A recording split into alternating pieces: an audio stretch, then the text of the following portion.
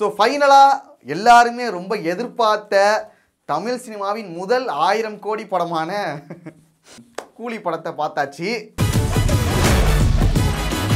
இந்த படத்தை பொறுத்த வரைக்கும் என்னோட எதிர்பார்ப்புங்கிறது கம்மியாக தான் இருந்துச்சு. ஆனால் சோசியல் மீடியாவில் என்னென்னமோ சொல்லி ஹைப்பேத்துறானுங்க.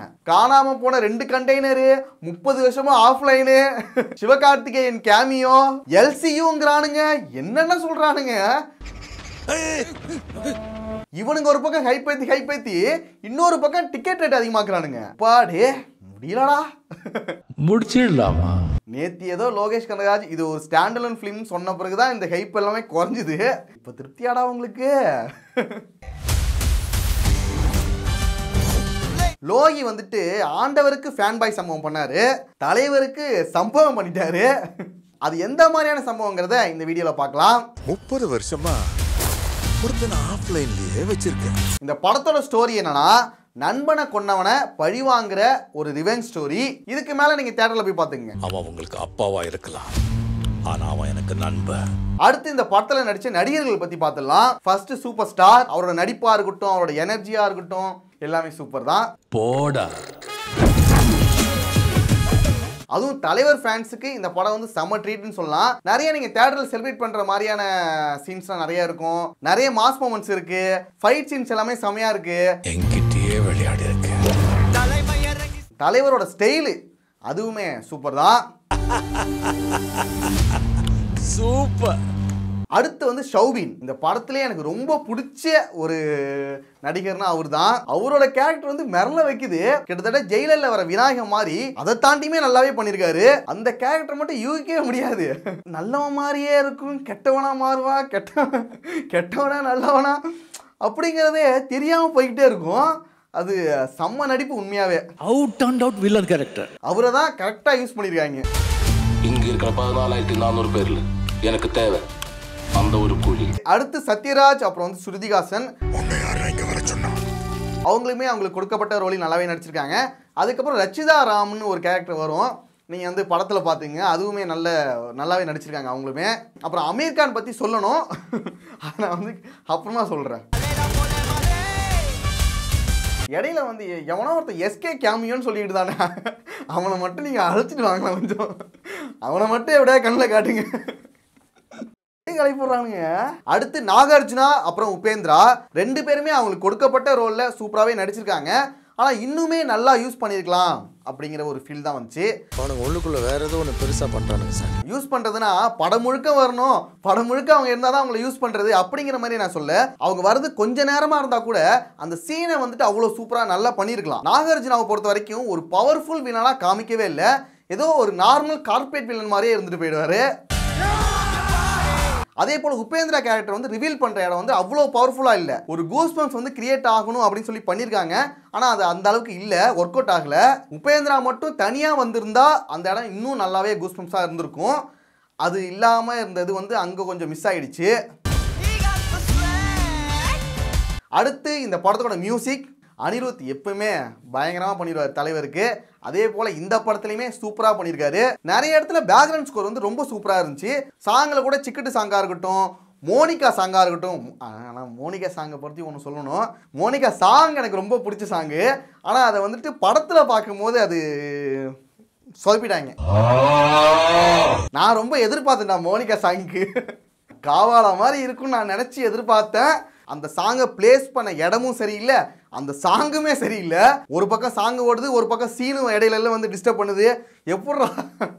எப்படா அந்த சாங் நல்லா ஜாலியாக வைப் பண்ணிட்டு பார்க்க முடியும்? ஒரு வைபாக இருக்கும் தேட்டரில் அப்படின்னு ரொம்ப எதிர்பார்த்து ஒரு சாங்கை வந்துட்டு இந்த மாதிரி பண்ணிட்டாங்க. பூஜாவை அதுக்கு நீங்கள் பூஜா இல்லாமே இந்த பாட்டை பண்ணியிருக்கலாம். அவங்கள வர வச்சுட்டு ஷௌபின் மட்டும் தான் ஆடிட்டு இருக்காரு. பாதி பாட்டுக்கு மேலே ஷௌபின் தான் ஆடிட்டு இருக்காரு. இல்லை 2 பேரும் கொலா பண்ணி ஆடிந்தா கூட பரவாயில்ல. அது இல்லாமல் கொஞ்சம் ஏமாத்திட்டாங்க. நிறைய இடத்துல தேடி இருக்கேன், யார்கிட்ட கேட்கணும்னு எனக்கு தெரியல. ஏன் இதை பண்ணீங்கன்னு யார்கிட்ட கேட்கணும்னு எனக்கு தெரியல, சத்தியமாக தெரியல. அப்புறம் I am the danger song வந்து சூப்பராக இருந்துச்சு. அதை நான் கேட்கும் போதே நல்லா இருந்துச்சு. ஆனால் படத்துலையும் செமையாக இருந்துச்சு. ஓவராலாக மியூசிக் வந்து இந்த படத்துக்கு ஒரு பெரிய ப்ளஸ் தான். அடுத்து சினிமோட்டோகிராஃபியாக இருக்கட்டும், எடிட்டிங்காக இருக்கட்டும், டெக்னிக்கலாக இந்த படம் வந்து ஸ்ட்ராங்காகவே இருந்துச்சு. அடுத்து அன்பரியோட ஆக்ஷன் வந்துட்டு இந்த படத்துக்கு ஒரு பெரிய ப்ளஸ்ன்னு சொல்லுவேன். ஒவ்வொரு ஃபைட் சீனையும் அவ்வளோ சூப்பராக எடுத்திருந்தாங்க. லாஜிக்கை மீறியும் போகல, ஒரு கரெக்டான மீட்டெல்லாம் ரசிக்க வைக்கிற மாதிரி இருந்துச்சு. எனக்கு வந்துட்டு ஹாஸ்டலில் ஒரு ஃபைட் சீன் வரும், அது ரொம்ப பிடிச்சிது.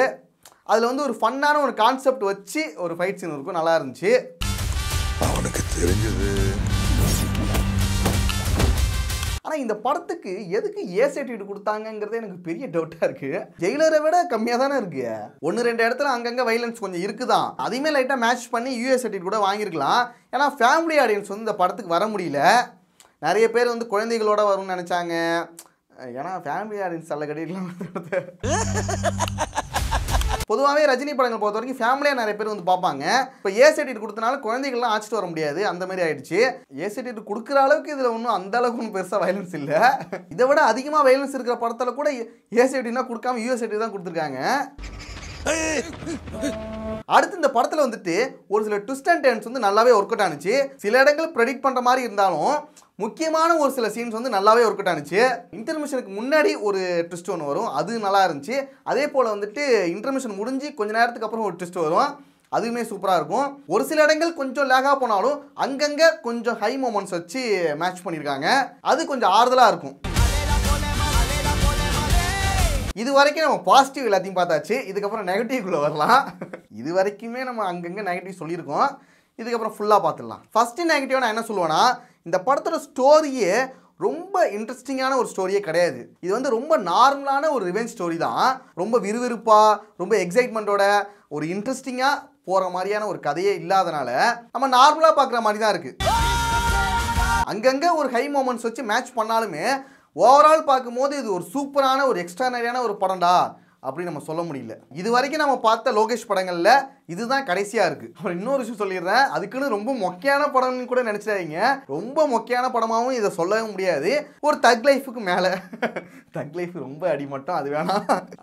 அது ஏன்டா எடுக்கிற, அதை உள்ள ஒரு ஆவரேஜுக்கும் மேலே என்னதான்டா சொல்லுவேன். நீங்கள் ரொம்ப எதிர்பார்த்து ரொம்ப ஹைப்போட போனீங்கன்னா வச்சுக்கோங்க, இது வந்து ரொம்ப மோசமான படமாக கூட இருக்கலாம். நீங்கள் உங்களோட எதிர்பார்ப்பு கம்மி பண்ணிவிட்டு ஒரு நார்மலாக போனீங்கன்னா வச்சுக்கோங்க, ஒரு ஓகேவான படமாக இருக்கும். இப்போ ரிவ்யூஸ் எல்லாம் நெகட்டிவாக வந்து உங்கள் எக்ஸ்பெக்டேஷன் எல்லாமே குறைஞ்சிரும்னு வச்சுக்கோங்க. அதுக்கப்புறம் நீங்கள் பார்த்தீங்கன்னா என்னடா எல்லாரும் கழுவி ஊற்றுனாலுங்க, படம் நல்லா தானே இருக்குது அப்படிங்கிற எனக்கே தோணும். ஏன் சில பேருக்கு டக் லைஃபுக்கே தோணுச்சு. டக் லைஃப் நெகட்டிவ் ரிவ்யூ பார்த்துட்டு நீங்களாம் நெகட்டிவ் ரிவ்யூ கொடுத்துருக்கீங்க, படம் பார்த்தா நல்லா இருக்குடா அப்படின்னு சொன்னவங்க கூட இருக்காங்க. ஸோ அதனால் எதிர்பார்ப்பு குறைச்சிட்டு போங்க. இதுக்கப்புறம் குறைஞ்சிரும் நினைக்கிறேன். குறைச்ச பிறகு இந்த படம் வந்து உங்களுக்கு ஓகேவான ஒரு சூப்பரான படமாக இருக்கும். சூப்பர். நீங்கள் தலைவர் ஃபேனாக இருந்தால் உங்களுக்கு வந்து இந்த படம் கண்டிப்பாக பிடிக்கும். ஏன்னா தியேட்டரில் செலிப்ரேட் பண்ணுற மாதிரியான நிறைய சீன்ஸ் இருக்குதான். அடுத்து அமீர் கான் கேமியோ பற்றி சொல்லணும். இந்த கேமியோ இப்போ தேவைதானா? ரோலக்ஸ் மாதிரி வரும்னு சொல்லி எதிர்பார்த்துருக்காங்க போல. இது வந்து ரொம்ப மட்டமாக இருக்குது, ரொம்ப மோசம். ஏங்க ஒரு நல்ல ஆக்டருங்க அவரை இங்கே அழைச்சிட்டு வந்து ஏன் இப்படி அசிங்கப்படுத்துறீங்க? தேவையே கிடையாது, சுத்தமாக தேவையே கிடையாது. நம்மளை ஏமாற்ற பார்க்குறாங்களா இல்லை வடக்கனை ஏமாற்ற பார்க்குறாங்களா? அமீர் கானை வச்சுக்கிட்டு அந்த வடக்கு ஃபுல்லாக வந்து கவர் பண்ணிலாம் நினச்சிருக்காங்க போல. சுத்தமாக ஒரு காரணமே இல்லாமல் வருது. ஒரு இடத்துல படம் முடிஞ்சிட்டு அதுக்கப்புறம் கண்டினியூ பண்ணி கொண்டு வராங்க. ரொம்ப கட்டி இழுத்து பிடிச்சி வந்து அந்த கேமியோ கொண்டு வராங்க. அது சுத்தமாக ஒர்க் அவுட் ஆகவே இல்லை. அமீர் கான் நடிக்க ஒத்துருக்காருங்கும் போது அவர் வந்து கரெக்டாக யூஸ் பண்ணியிருக்கலாம், அதை பண்ணாம முடிறாங்க. எனக்கு தெரிஞ்சு ஜெயிலரில் நெல்சன் பண்ணது கரெக்டாக இருந்துச்சு. அதில் மோகன்லாலையும் சரி சிவராஜ்குமாரையும் சரி 2 பேருமே கரெக்டாக யூஸ் பண்ணியிருப்பாங்க.